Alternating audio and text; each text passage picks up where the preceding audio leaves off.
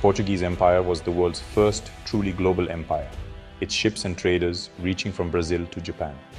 For centuries it seemed unshakable, but its decline was a slow, drawn-out process. The empire's end was not a single event, but a centuries-long unraveling. Built on controlling sea lanes and trade rather than vast territories, Portugal's model was both powerful and fragile. As other European nations mastered navigation and naval warfare, Portugal's edge faded. The empire was a chain of trading posts. When rivals broke these links, the whole system weakened. The fall of the Portuguese Empire is about more than lost battles. It's about a world that changed faster than Portugal could adapt. We'll explore the internal flaws, fierce competition from the Dutch and English, and the impact of the Iberian Union under Spanish rule. Shocks like the Lisbon earthquake and the royal court's flight to Brazil exposed the empire's vulnerabilities. The final blow came with the costly colonial wars in Africa, leading to the Carnation Revolution. Portugal's journey from a spice trading powerhouse to a modern nation was marked by painful losses: Brazil, then Africa. Each stage of decline revealed deeper problems in the Portuguese state and its imperial vision. Leaders clung to outdated ideas of glory, hastening the end. By tracing the empire's steps from the spice routes to the revolution in Lisbon, we see how ambition, competition, and history's tide brought it down. The Portuguese Empire's story is a lesson in the fragility of power. Its rise was daring, but its fall was inevitable. The world map changed, and Portugal had to change with it. The empire's sunset was long, but its lessons endure. Let's begin at the foundation, the trading post empire. The seeds of decline were sown from the very start. Portugal's empire was a thalassocracy, an empire of the sea, not land. Its power came from a network of coastal trading posts, or fetorias, stretching from Africa to Asia. The goal? Control maritime trade routes and the flow of spices, gold, and sugar. This model let a small nation project global power, but it depended entirely on naval supremacy.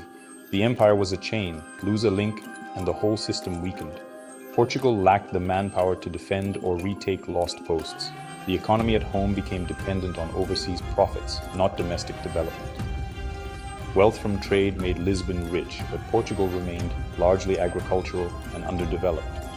When rivals challenged Portugal at sea, the empire's vulnerability was exposed. The trading post model was high risk, high reward, but not sustainable. As competition grew, profits shrank, and there was no strong domestic economy to fall back on. The empire was spread too thin, relying on a single advantage: sea power. This encouraged short-term extraction over long-term growth. These flaws would be exposed ruthlessly by new, more powerful competitors. The trading post empire brought glory, but also set the stage for decline. Portugal's global reach was impressive, but its foundation was brittle. The arrival of the Dutch would shatter this fragile system. In the 16th century, Portugal's monopoly on the Asian spice trade made it rich. But the Dutch, with superior ships and ruthless tactics, wanted in. The Dutch East India Company, VOC, was formed to seize control, attacking Portuguese forts and ships across Asia. They captured Malacca, Ceylon, and the Spice Islands, systematically dismantling Portugal's network. The Portuguese, overstretched and outgunned, couldn't defend their posts. The loss of the spice monopoly dried up the empire's main source of wealth. The Dutch and later the English exposed the core weakness of Portugal's model. It only worked when uncontested. Once rivals arrived, the system crumbled. Portugal held on to a few outposts, but its Asian empire was shattered. The focus shifted west, to Brazil, the last major source of wealth. The age of Portuguese dominance in Asia was over. The empire's survival now depended on its American colony. The center of gravity moved across the Atlantic. In 1580, a succession crisis put Portugal under Spanish rule, creating the Iberian Union. On paper, it was the world's largest empire, but for Portugal, it was disastrous. Portugal was dragged into Spain's wars, making its colonies targets for Dutch and English attacks. Spanish kings neglected Portuguese interests, using its resources for their own battles. Portuguese forts were left vulnerable, and the Dutch seized the opportunity to expand. The empire lost territory at an alarming rate. In 1640, Portugal revolted and restored its own king. but the damage was done. The Dutch had built their empire on the ruins of Portugal's Asian network. Portugal regained independence but was weaker and poorer. The most profitable parts of its Eastern Empire were lost forever. The Iberian Union was a turning point in Portugal's decline. The empire would never fully recover.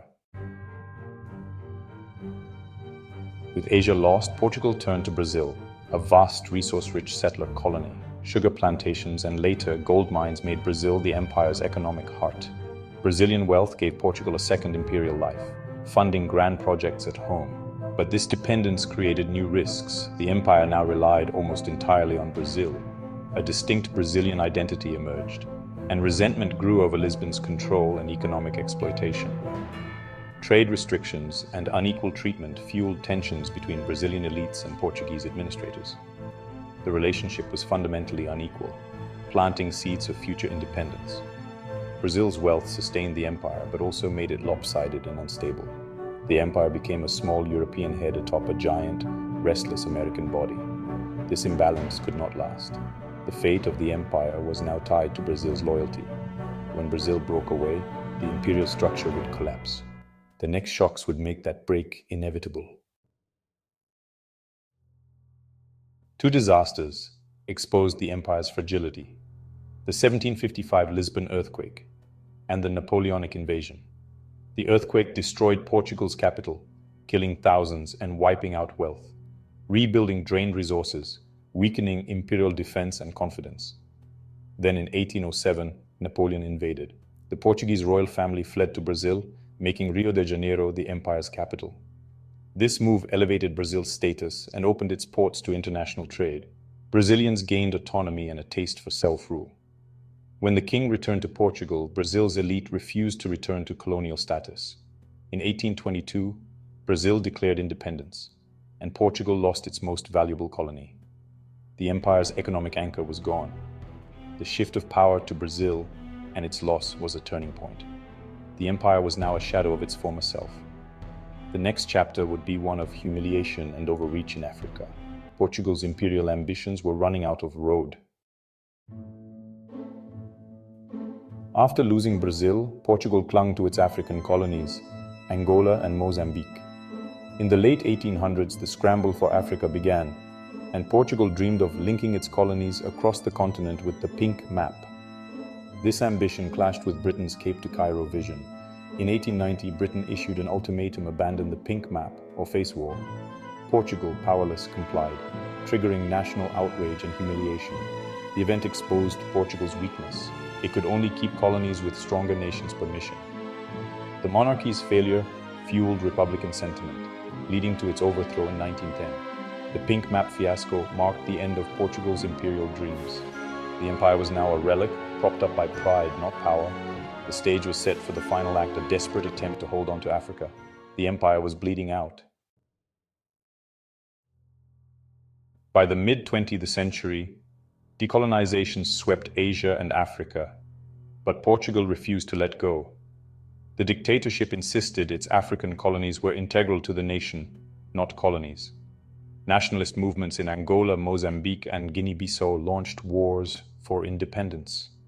Portugal responded with brutal, costly wars, draining its economy and isolating it internationally. The wars lasted 13 years, consuming half the national budget and thousands of lives. The military grew disillusioned, seeing the wars as unwinnable and pointless. The empire was bleeding Portugal dry. Discontent in the army became the catalyst for change. The final collapse would come from within. The end came swiftly in 1974, triggered by the military's exhaustion with endless colonial wars. A group of junior officers, the Armed Forces Movement, launched the Carnation Revolution. The coup was nearly bloodless. Lisbon's people filled the streets, placing carnations in soldiers' rifles. The dictatorship collapsed in a day, undone by the cost of empire. The new government moved quickly to decolonize, granting independence to all African colonies within 18 months. The process was chaotic, especially in Angola, but the empire was gone. Hundreds of thousands of Portuguese settlers returned home, ending 5 centuries of overseas rule. The collapse was the result of long-term decline, lost trading posts, the loss of Brazil, failed African ambitions, and ruinous wars. The Carnation Revolution was the final consequence, not the cause. Portugal chose to end its imperial history and become a modern European nation. The unraveling that began in the Spice Islands ended with flowers in Lisbon's streets. The story of the Portuguese Empire is a lesson in ambition, adaptation, and the limits of power. Its sunset was long, but its legacy endures.